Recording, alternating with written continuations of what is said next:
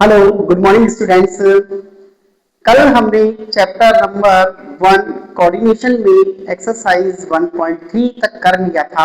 1.3 में question number 6 तक हम कर चुके थे। आज क्वेश्चन नंबर 7 है। इस क्वेश्चन को करने से पहले हमने क्वेश्चन नंबर 6 किया था। वो क्वेश्चन भी जैसे वो क्वेश्चन था वही सेम क्वेश्चन ये है। तो इस क्वेश्चन को देखते हैं, टाइम वेस्ट नहीं करते हैं और जल्दी से स्टार्ट करते हैं। मुझे लगता है आप लोग बहुत एक्साइटेड हैं इस क्वेश्चन को करने के लिए। यस, आ जाइए। यूज योर मेथड, अपना मेथड आपको यूज करना है। प्रॉब्लम 6, जो 6 प्रॉब्लम दी है उस क्वेश्चन के लिए, to check if the point R B and C are on the same straight line. तो मैंने कल भी आपको कहा था, 6 क्वेश्चन में मैंने आपको बताया था कि स्ट्रेट लाइन में वही पॉइंट होंगे अगर दो पॉइंटों के बीच का डिस्टेंस, दो पॉइंटों का बीच का डिस्टेंस अगर तीसरे के डिस्टेंस का टोटल, अगर टोटल डिस्टेंस के अगर इक्वल हो जाता है तो वो क्या है कि स्ट्रेट लाइन में होंगे, अन्यथा वो स्ट्रेट लाइन में नहीं होंगे। तो मुझे लगता है कि आप आसानी से ये क्वेश्चन कर सकते हैं। यहां पर दो पॉइंट आपको दिए गए, R B plus BC is equal to RC। अगर ये कंडीशन होगी, मान लीजिए ये दो पॉइंट है, एक R, एक C और एक B। अगर ये तीनों पॉइंट एक ही लाइन में है तो उनकी वैल्यू क्या होनी चाहिए? सेम होनी चाहिए। अगर वैल्यू सेम है तभी वो स्ट्रेट लाइन में होंगे, अन्यथा वो स्ट्रेट लाइन में नहीं शो करेंगे। ठीक है, तो first of all I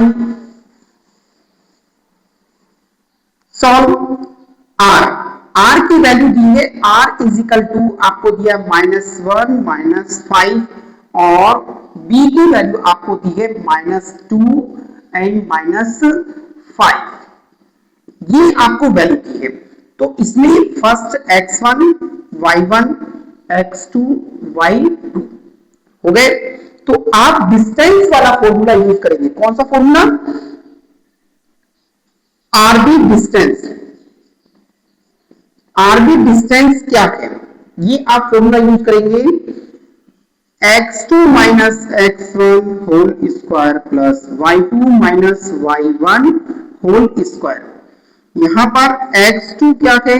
-2 minus -5 इसका whole square plus y2 -5 minus -1 इसका whole square, -2 plus 5 whole square plus -5 plus 1 whole square. ये आपका बचा 3 का होल स्क्वायर प्लस -4 का होल स्क्वायर। ये आपके पास वैल्यू हो। 3 जा 9, 4 जा 16। आपने इनको ऐड किया तो ये बना 25 और 25 की वैल्यू क्या है? 5 यूनिट। तो आरबी की वैल्यू तो आ गई 5 यूनिट। नेक्स्ट आप निकाल सकते हैं बीसी डिस्टेंस। बीसी डिस्टेंस वही फॉर्मूला आप यूज करेंगे, x2 minus x1 whole square plus y2 minus y1 whole square. b की वैल्यू है x1 y1 और इसकी x2 y2। अब यहां से आप वैल्यू रख देंगे। x2 की वैल्यू कितनी है? 4 -2 का whole square plus y2 -12 -5 whole square. 4 plus 2 whole square plus -12 plus 5 whole square. 6 36 plus -7 का होल स्क्वायर हो गया 49। आपके पास में ये बना 9 और 6 15 7 1 8 85। तो आपके पास ये 85 यूनिट बना। ये यूनिट कितना है? 85 यूनिट। देख लीजिए कि BC की वैल्यू आपके पास में कितनी आई है, 85 यूनिट आई है। तो आप नेक्स्ट आप निकालेंगे, यहां तक हो गया, राइट डाउन।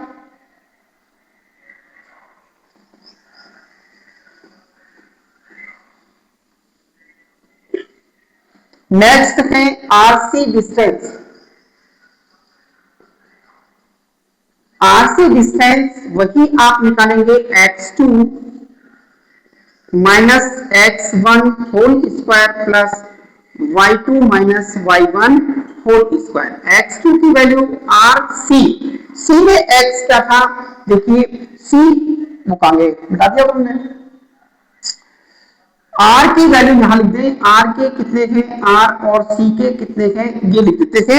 R का आपको वैल्यू दे रखा है -5 -1 और C की वैल्यू आपको दे रखा है 4 एंड -12।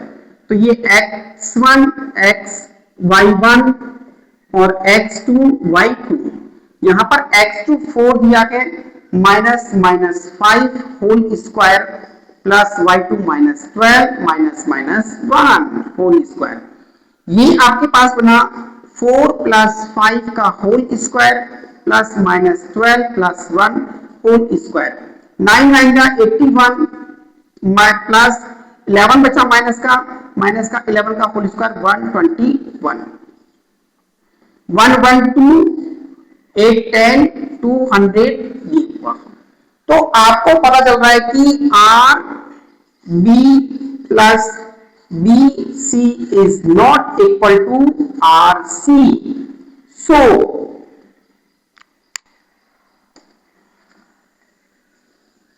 इससे हम कह सकते हैं कि ये तीनों एक स्ट्रेट लाइन में नहीं है।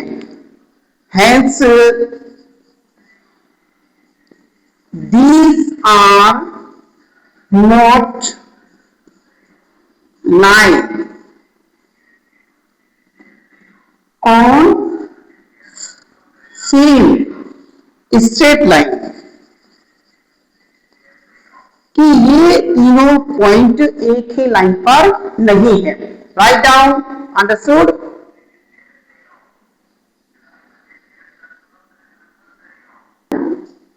नेक्स्ट क्वेश्चन दिया गया है, using the origin as one vertex plot the vertex of first right angle isosceles triangle.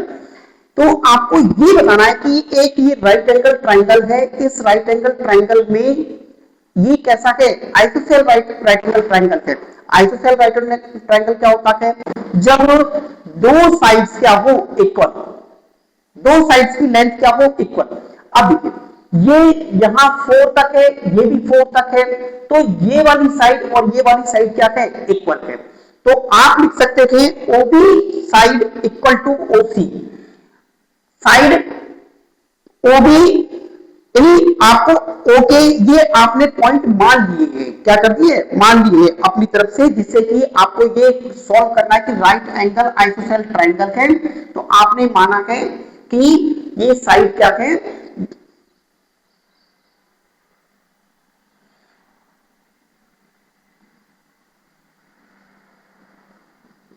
Possible set, one possible set of vertex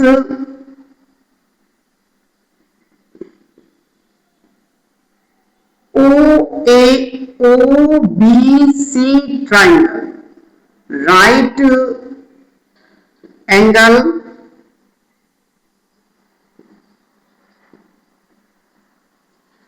triangle. Right angle triangle जो है OBC है और उसमें पॉसिबल सेट आपने माना है, O की सेट क्या माने हैं, O is equal to 0 0, B is equal to आपने मान लिया ये B है 0 and 4, C is equal to आपने मान लिया है ये 4 एंड 0। तो ये पॉसिबल साइड है। अब आपको पता है कि OB इक्वल, अगर OB equal to OC 4 unit है, दोनों में सेम है भाई, यहां पर आप देखेंगे x की वैल्यू कितना है 4 है और y की वैल्यू भी कितनी है 4 है, तो दोनों की यूनिट सेम है, दोनों यूनिट क्या है सेम है। तो आप लिखते ओ ए, अच्छा ओ बी सी, तो ओ बी क्या है ओ बी परपेंडिकुलर है ओ सी पर, ओ बी क्या है परपेंडिकुलर है ओ सी पर।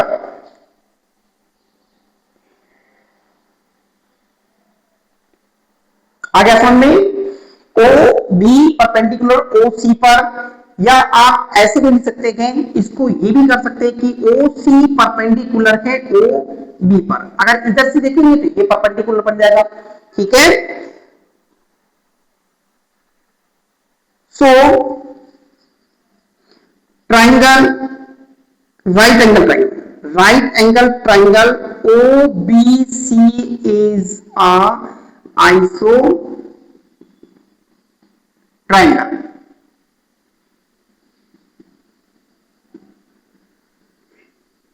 फर्स्ट आपने जो क्वेश्चन दिया था उस क्वेश्चन के अनुसार आपको उसने क्या पूछा है कि a right angle triangle isosceles triangle, ये आपको दिखाना है, ये शो करना है कि एक राइट एंगल ट्राइंगल वो आइसोसेल है, उसको कैसे दिखाएंगे। आपने ये अज्यूम कर लिए कि ओ के पॉइंट क्या है 0 0 है, बी आपने पॉइंट लिया 0 4 है, सी का पॉइंट क्या है 4 और 0 है, ये आपने अज्यूम कर लिया। अब आपको पता है कि यहां से यहां तक की डिस्टेंस और यहां से यहां तक की डिस्टेंस सेम है, इसका मतलब ये वाली साइड और ये वाली साइड दोनों इक्वल है। जब दो साइड इक्वल होती तो आइसोसेल ट्रायंगल बनता है। अब ये वाली लाइन ओ बी इस वाली के लिए क्या है परपेंडिकुलर है, या आप ऐसे कर सकते हैं कि इसके ऊपर ये परपेंडिकुलर है, दोनों में से किसी को भी आप परपेंडिकुलर शो कर सकते हैं, ठीक है। Okay, right down. Next question है क्या है, an isosceles triangle with one vertex in quadrant third, ये क्वाड्रेंट थर्ड है और वो क्वाड्रेंट फोर्थ है। आपको पता ना क्वाड्रेंट थर्ड में क्या होता है, दोनों x और y की वैल्यू दोनों क्या होती है माइनस में होती है, और क्वाड्रेंट फोर्थ में क्या होता है y की वैल्यू तो माइनस में होती है लेकिन x की वैल्यू प्लस में होती है। तो ये दोनों क्वाड्रेंट में ये शो कर रहा है। उसने कहा है कि ये जो डिस्टेंस है O से P और O से Q, ये आइसोसेल ट्राइंगल है, ये आपको शो करना है। तो कैसे करेंगे, डिस्टेंस फॉर्मूला आप यूज कर सकते हैं, OP distance. OP distance formula आपका क्या है, x2 minus x1 whole square plus y2 minus y1 whole square. अब p की वैल्यू ये है x1 y1 और o से है तो x2 y2, ये x1 y1। आपने x2 निकाला है, x2 के लिए आपने रख दिया -3 minus 0 whole square plus y2 की वैल्यू कितनी है -4 माइनस 0 होल स्क्वायर। तो 3 बचा -3 9 हो गया प्लस 16 आपके पास 25 बना, 25 किसका स्क्वायर होता है 5, तो 5 यूनिट इसकी दूरी हुई ओपी डिस्टेंस। ओपी डिस्टेंस आपका बना 5 यूनिट। नेक्स्ट O से Q, OQ distance same formula आप यूज करेंगे, x2 माइनस x1 का whole square plus y2 minus y1 का होल स्क्वायर। आपने लिखा x2 की वैल्यू, ये x2 हो गया, ये y2 हो गया, तो 3 माइनस 0 का होल स्क्वायर प्लस -4 माइनस 0 का whole square, that is 9 plus 16 equal to 25 बना, और 25 किसका होता है 5 का। तो OQ डिस्टेंस आपका बना, distance is equal to 5 unit. अब देखिए यहां पर आ रहा है OP equal to OQ 5 unit, ये 5 यूनिट दोनों में सेम है, हेंस को triangle OPQ is an isosceles triangle। ये समद्विबाहु, हिंदी में कहते हैं समद्विबाहु त्रिभुज, समद्विबाहु त्रिभुज जिसकी दो भुजाएं बराबर हो वो समद्विबाहु त्रिभुज कहते हैं। तो आपको समझ में आ गया? Yes, write down.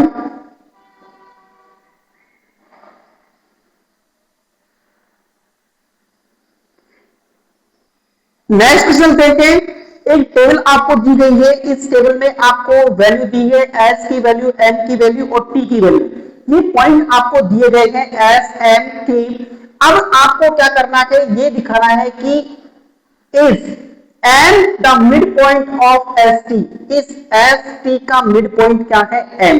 तो आपको एम मिड पॉइंट निकालना है कि एम मिड पॉइंट है एस और टी का। इस एस टी का मिड पॉइंट निकालने के लिए आप क्या करेंगे, क्वेश्चन को वही सॉल्व करेंगे, एस टी मिड पॉइंट वाला फॉर्मूला लगाएंगे। किस कौन सा फॉर्मूला लगाएंगे, मिड पॉइंट वाला।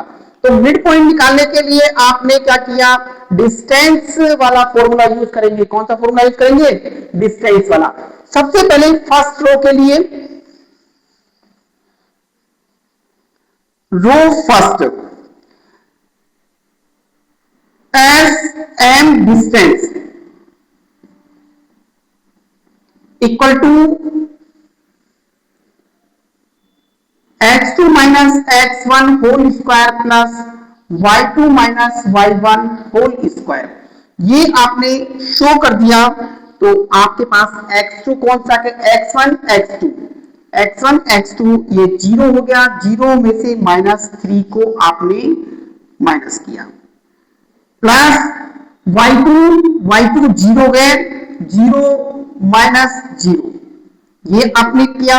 तो ये क्या बना, +3, 3 जा 9 हो गया। 9 का आपको पता है 9 का कितना होता है, 9 का √9 और 9 का कितना वैल्यू होती है, 3।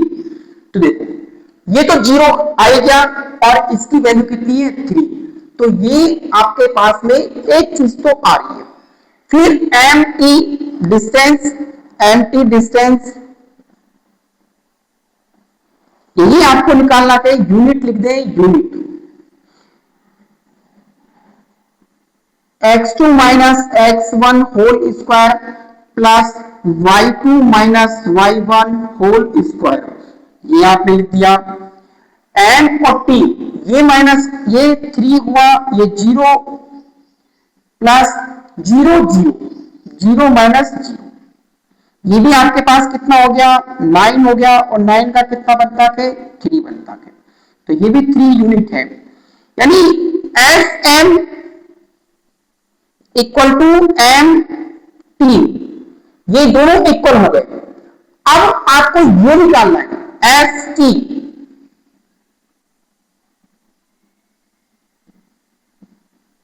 S T distance x2 minus x1 whole square plus y2 minus y1 whole square, ये आपने कर दिया। x2 की वैल्यू ये x1 है, ये x2 है। तो 3 माइनस 3 प्लस ये 0 और ये भी 0, 3 प्लस 3 इज इक्वल टू 6 हो गया। 6 का स्क्वायर कितना हो गया, 36 हो गया। और 36 6 का स्क्वायर 36 में 6। अब देखिए आप रीजन में क्या लिखेंगे कि यस, ये कैसे गए यस। अब देखिए यहां पर लिखिए S M plus M T is equal to S T, ये भी 3 है, ये भी 3 है, ये 6 है। तो क्या सही आ रहा है, यस। 3 + 3 इज इक्वल टू 6 और ये भी 6 है। तो आप यहां लिखेंगे S M equal to M T, S M equal to M T या S M plus M T is equal to S T. ठीक है, ये आपने टेबल में भर दिया कि आप ये भी लिख सकते हैं, और नहीं तो आप ये लिख दें दोनों की वैल्यू कितनी है, यहां पर दोनों की वैल्यू लिख दें 3, यहां पर भरेंगे आप yes. Understand? Yes, write down.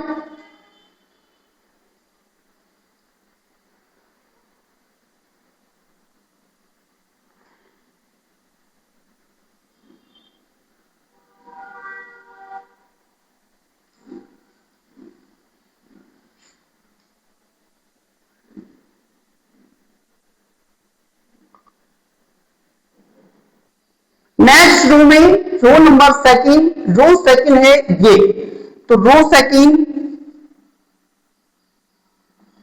इसके लिए ये S M distance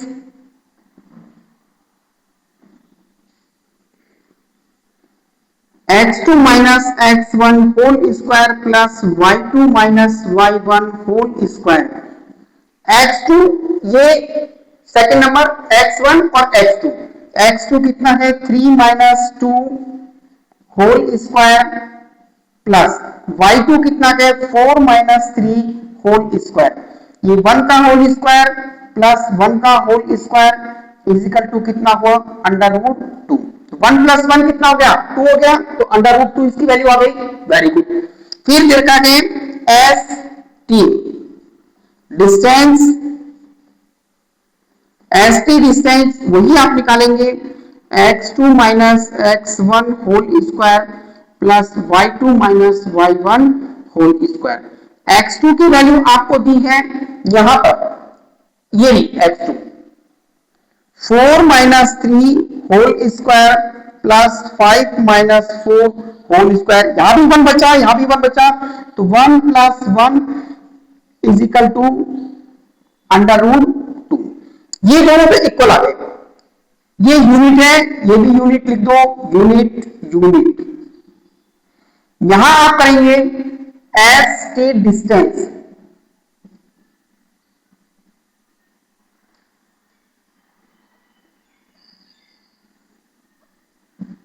x2 minus x1 whole square plus y2 minus y1 whole square. Distance वाला फॉर्मूला आपने यूज किया है s और t के लिए, s ये है और t ये रहा। 4 minus 2 whole square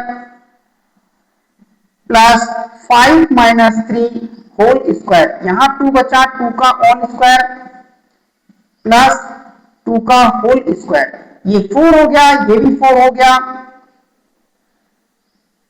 4 plus 4 is equal to कितना हो गया 8 हो गया।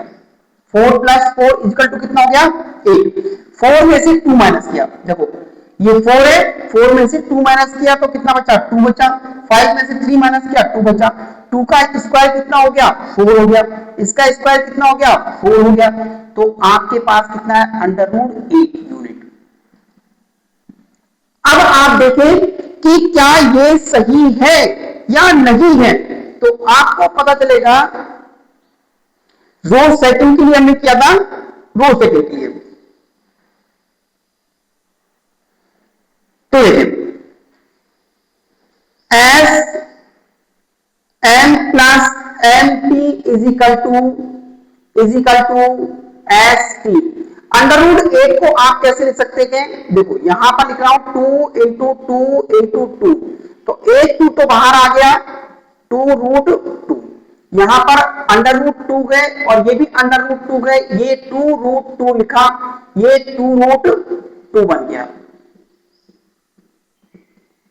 भाई 1 रूट 2 और 1 रूट 2 को आप जोड़ेंगे तो क्या बनेगा 2 रूट 2 बनेगा। मल्टीप्लाई करेंगे तो 2 बन जाएगा, लेकिन ऐड करेंगे तो 2 रूट 2 बनेगा। अगर 3 बार होता तो 3 रूट 2 होता, तो वहां पर 2 रूट 2 आ रहा है। तो इसका मतलब ये भी क्या है आपका सही है, क्योंकि S M is equal to M T root 2। Are you understand? Yes, right down. Row number third, ये है रो 1 2 थर्ड। ये थर्ड रो में वही एस एम डिस्टेंस आपने लिया, तो x ये 0 माइनस 0 आपका हुआ प्लस 5 माइनस 0 ये आपका बना। तो ये तो 0 माइनस 0 इक्वल टू कितना हो गया, 0 हो गया। 5 का स्क्वायर कितना होगा, 25, ये 25 हो गया। और 25 का रूट क्या होता है, 5 यूनिट।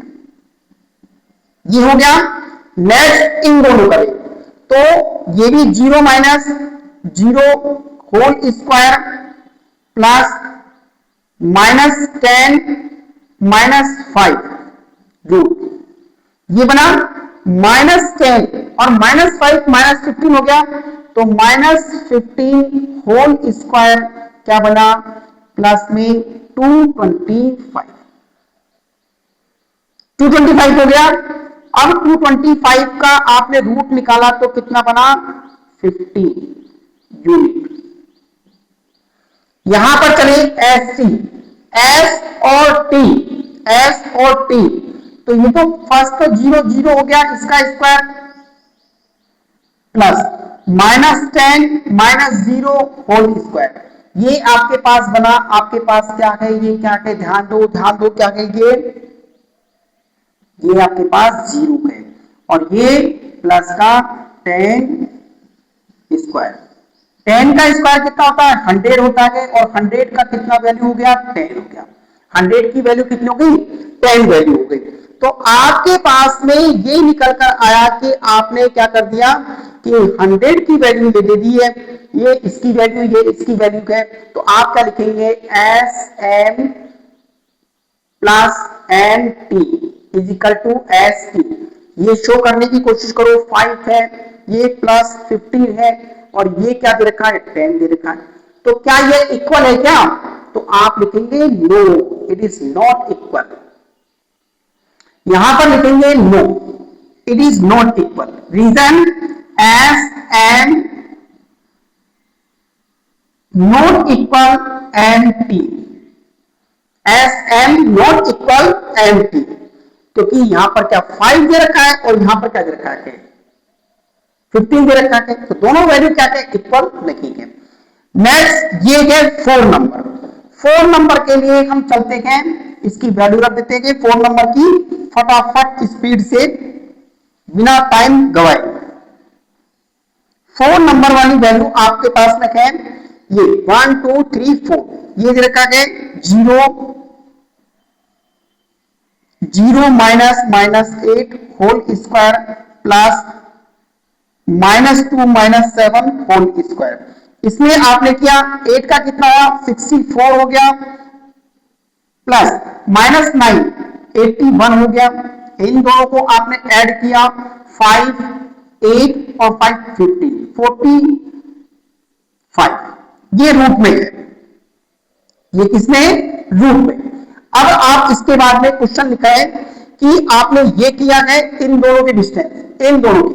तो फर्स्ट का तो 0 0 का होल स्क्वायर हो गया, सेकंड -10 -5 होल स्क्वायर हो गया। आपने क्या, ये तो कितना -15 का होल स्क्वायर कितना होता है, 225 और इसकी वैल्यू होती है 15। 225 की वैल्यू कितनी हो गई, 15 यूनिट। थर्ड इन दोनों के बीच में, तो इन दोनों के बीच में वही है 0 0 whole square plus -10 0 whole square, ये आपके पास बना 100 और 100 की वैल्यू कितनी होती है, 10 यूनिट। देखो दोनों जगह सेम आ रहा है क्या, अरे यही से पता चल रहा है कि सेम नहीं आ रहा है। तो आप क्या लिखेंगे, S M plus M P not equal to, ये इसकी वैल्यू दे रखी है आपकी 145 अंडर रूट में, इसकी वैल्यू दे रखी है 15 और इसकी वैल्यू दे रखी है 10। तो आप लिखेंगे नो। यहां रीजन लिख देंगे,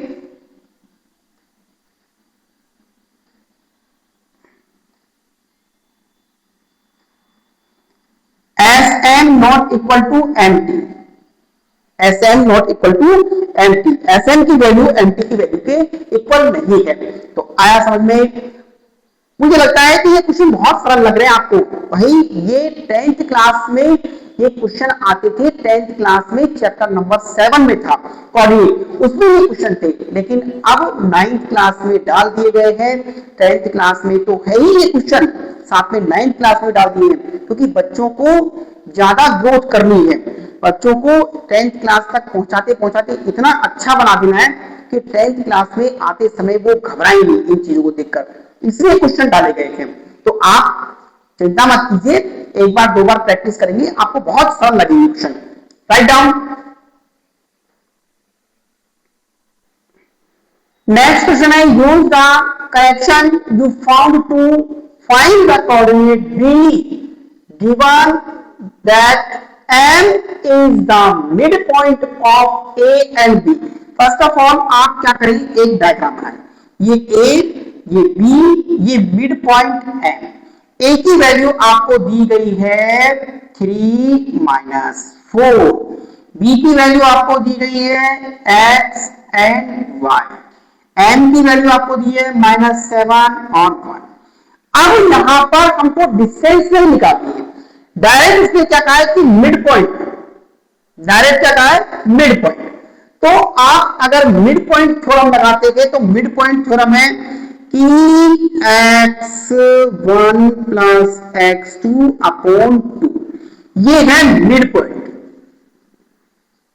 मिड पॉइंट फॉर्मूला निकालने का फॉर्मूला। मिड पॉइंट फॉर्मूला क्या है, x1 plus x2 upon 2 x के लिए, और ये y1 प्लस y2 अपॉन 2 ये y एक्सिस के लिए, 4 y एक्सिस और ये 4 x एक्सिस, इससे x एक्सिस निकलेगा, उससे y एक्सिस निकलेगा। तो n की वैल्यू देखो, a और b, a b का मिड पॉइंट ये है, तो किसके लिए गए, A B mid point, A B का मिड पॉइंट क्या है, m। तो a की वैल्यू कितनी है, ये x1, ये y1, ये x2, ये y2, 3 प्लस x अपॉन 2, और ये x की वैल्यू, ये x है और ये y है, तो x की वैल्यू कितनी हो गई, 7। देखो क्रॉस मल्टीप्लाई करेंगे इसको, क्रॉस मल्टीप्लाई, आप समझदार हो गए हैं। 3 plus x is equal to -14 बना, इसका ट्रांसपोजिंग किया तो x is equal to -14 - 3, x is equal to -17। तो x की वैल्यू कितनी आ गई, -17। ऐसे यहां चले तो ये हो गया y1 -4 plus y upon 2 is equal to 1। Cross multiply कर दो,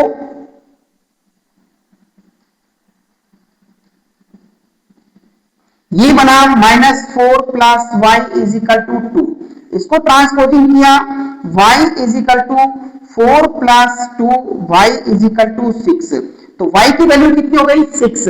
तो यहां b के हैंड्स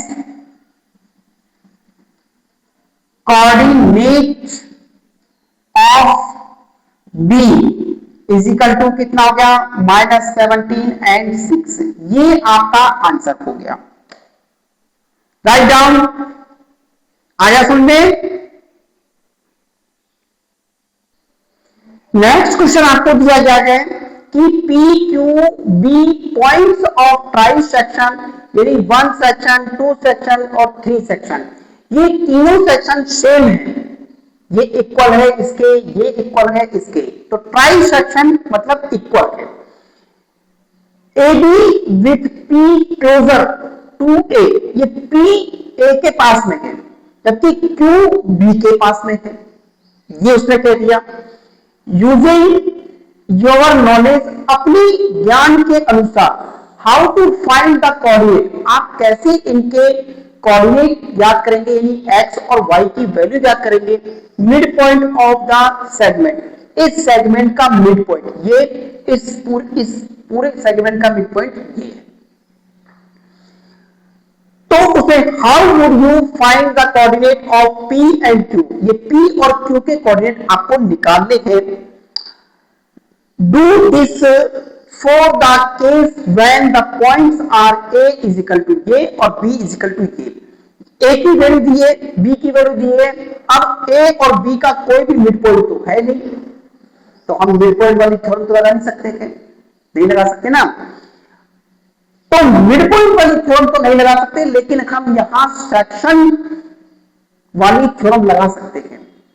कौन सा सेक्शन? ये वाला पार्ट एक और ये पूरा पार्ट एक और ए टू, यानी AP is equal to PB किस रेशो में है? किस रेशो में? 1:2 में है कि नहीं? ये एपी वाला पार्ट एपी रेशो पीबी आप सेक्शन थ्योरम यूज करेंगे। कौन सा यूज करेंगे? सेक्शन थ्योरम यूज करेंगे।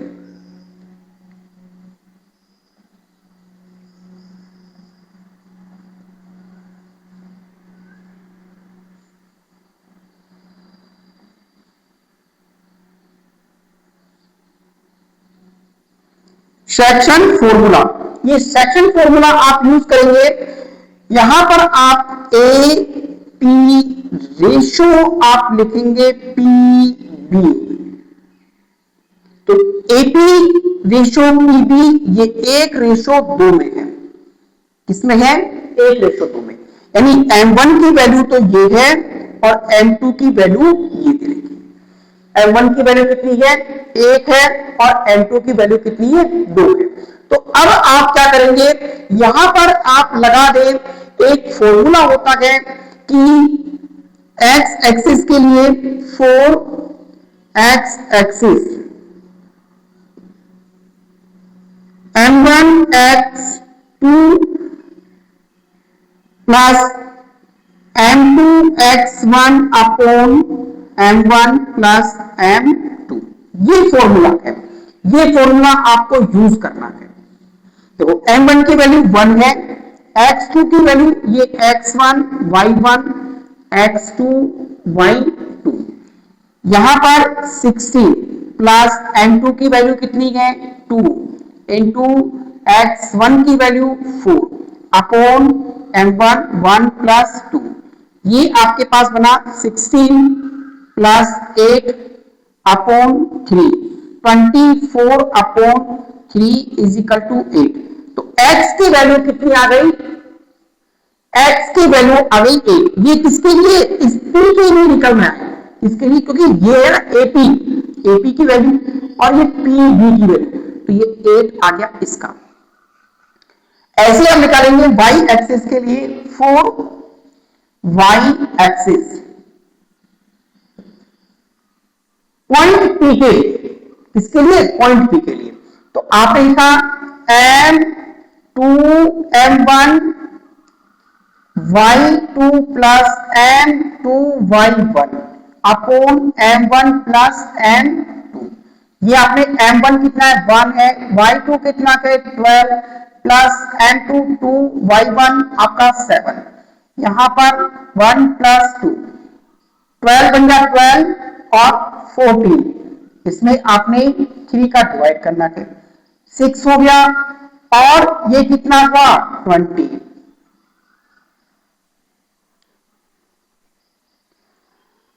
y2 और y1, y2 और y1 12 बन गया 12 और ये आपका बना 7 2 जा 14 और ये कितना हुआ?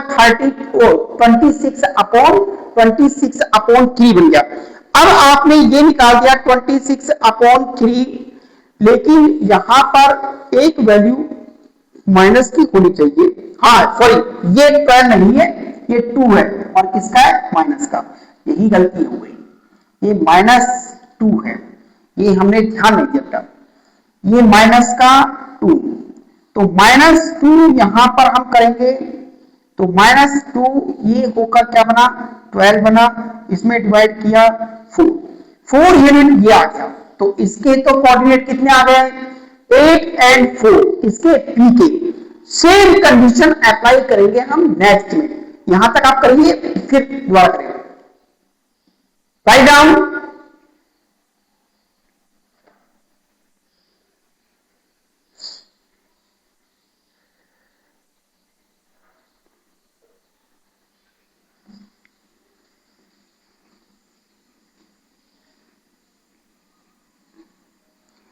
किसके लिए?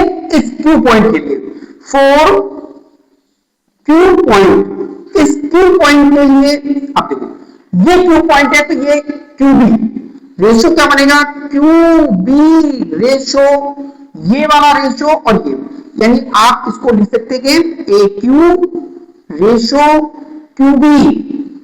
तो ए क्यू की वैल्यू तो 2 है और इसकी वैल्यू ये, तो m1 और m2, m1 की वैल्यू कितनी है? 2 और m2 की वैल्यू 1।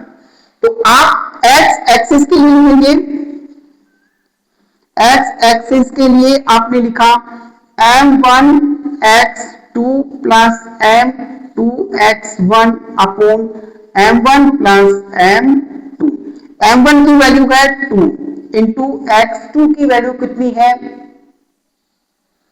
16, यही है भाई, इसकी वैल्यू कितनी है? 16 प्लस m1 की, m2 की वैल्यू कितनी है? 1 इंटू x1 की 4, ये आपने किया 2 प्लस 1, ये 32 प्लस 4 अपॉन 3, 36 में आपने 3 का डिवाइड किया, आपके पास आ गया 12। x की वैल्यू मुबारक हो आपको 12 आ गई है। ठीक है, y एक्सिस के लिए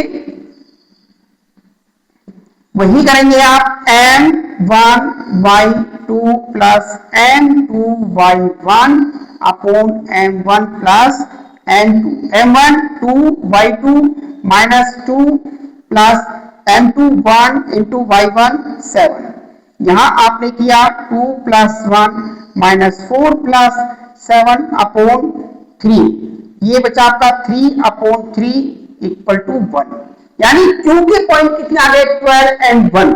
तो सबसे पहले क्वेश्चन को आपको समझने पड़ेगा कि आपने, जैसे मान लो कि यहां पर आपने मिड पॉइंट थ्योरम लगा दिया होता, या इन दोनों के बीच की डिस्टेंस लगा दी होती, या इसके बीच की डिस्टेंस लगा दी होती, तो फिर आपका वहां क्वेश्चन सॉल्व नहीं होता, आंसर आपका गलत हो जाता।